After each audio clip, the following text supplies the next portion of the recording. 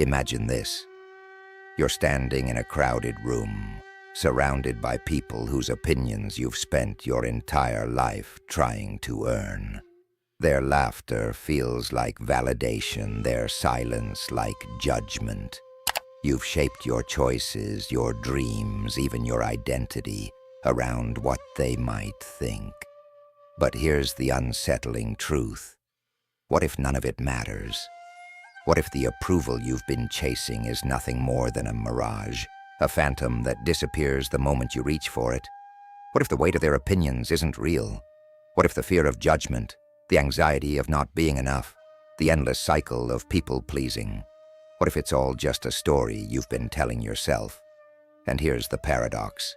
The more you try to control how others see you, the less control you actually have over your life, your happiness, your freedom. So what happens when you stop caring? What happens when you step out of the invisible cage you've built for yourself? This isn't just about confidence or self-esteem. This is about something deeper, something existential. What if the day you stop caring what others think is the day you truly begin to live? Let's peel back the layers. Why do we care so much about what others think? Why does the mere idea of disapproval feel like a threat to our survival? The answer lies deep within our psychology. Carl Jung once said, "The most terrifying thing is to accept oneself completely." Why?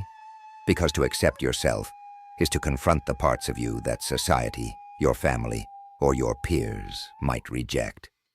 And rejection, for our ancient ancestors, meant exile, a death sentence. So we evolved to seek approval, to conform, to fit in. It's hardwired into us. But here's the twist. Modern society has weaponized this instinct. Social media, advertising, even our education systems thrive on comparison.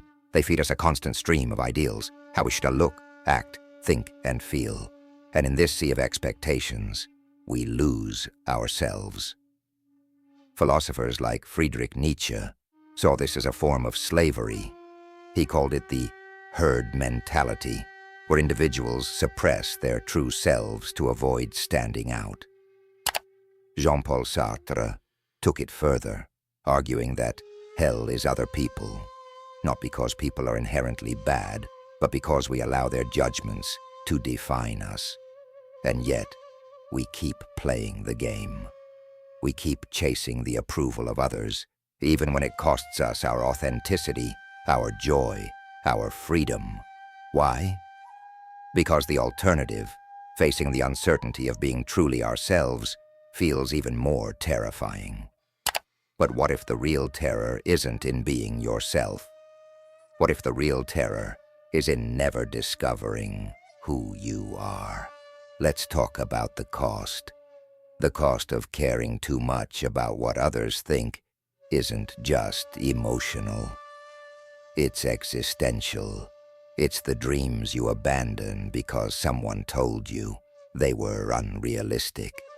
It's the relationships you stay in because you're afraid of being alone. It's the life you don't live because you're too busy living someone else's version of it. Cognitive biases like the spotlight effect make us believe that everyone is watching, judging, and remembering our every move. But here's the truth. They're not. Most people are too preoccupied with their own insecurities to notice yours. Neurologically, our brains are wired to prioritize social acceptance. The fear of rejection triggers the same neural pathways as physical pain. But here's the kicker. The more we seek approval, the more we reinforce those pathways, trapping ourselves in a cycle of anxiety and self-doubt. Culturally, we're conditioned to believe that fitting in is the key to success. But history tells a different story. The people who changed the world, artists, scientists, revolutionaries, were often the ones who didn't fit in. They were the ones who stopped caring what others thought and started caring about what truly mattered. So what's the unseen consequence of caring too much? It's a life half lived. It's a version of yourself that never fully emerges. It's the quiet regret of wondering, what if I had just been myself? So, how do you break free? How do you stop caring what others think and start living for yourself? The first step is radical self-awareness. Viktor Frankl, a Holocaust survivor and psychologist, wrote, "Between stimulus and response, there is a space. In that space is our power to choose our response." The key is to widen that space, to pause and ask yourself, whose voice am I listening to? Is it mine, or is it someone else's? Second step is to embrace discomfort. Nietzsche famously said, "You must have chaos within you to give birth to a dancing star." Breaking free from the opinions of others is messy. It's uncomfortable, but it's also liberating. The third step is to redefine success. Instead of measuring your worth by external validation, measure it by internal alignment. Are you living in a way that feels true to you? Are you pursuing what matters to you, regardless of what others think?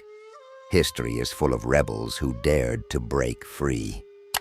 Galileo challenged the church to prove the earth revolved around the sun.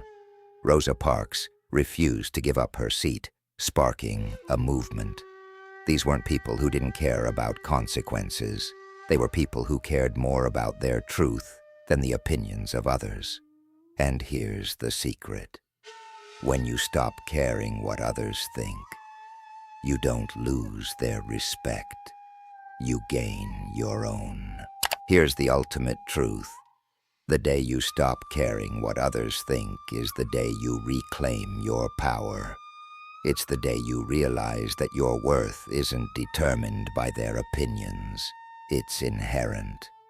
It's the day you understand that the only person you need to impress is yourself. This isn't about arrogance or indifference. It's about freedom. It's about stepping into the fullness of who you are, unapologetically and authentically. And here's the final revelation. When you stop caring what others think, you give them permission to do the same. Your courage becomes contagious. Your authenticity becomes a beacon. And in a world that's desperate for realness, that's the most revolutionary act of all. So ask yourself, what would you do if you weren't afraid of judgment? Who would you be if you stopped caring what others thought? The answer to that question is the key to your freedom. If this resonated with you, if it made you think or feel or question, don't stop here. Subscribe for more insights that challenge the status quo and help you live a life that's truly your own. Because the world doesn't need more followers. It needs more people who dare to be themselves.